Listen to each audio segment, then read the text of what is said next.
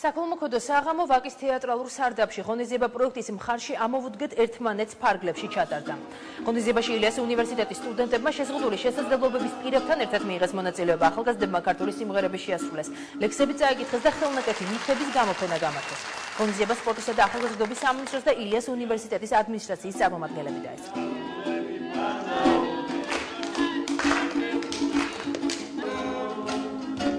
საქართველოს სპორტისა და ახალგაზრდობის საქმეთა სამინისტროს მხარდაჭერით განხორციელებული პროექტი მხარში ამოვუდგეთ ახალგაზრდები ერთმანეთს ემსახურება ამ პრობლემის გადაჭრას შეზღუდული შესაძლებლობების მქონე ახალგაზრდებისა და მათივე თანატოლების ერთობლივი საქმიანობის ხელშეწყობას და ამ ბავშვების აქტიურ ჩართულობას საზოგადოებრივ საქმიანობაში.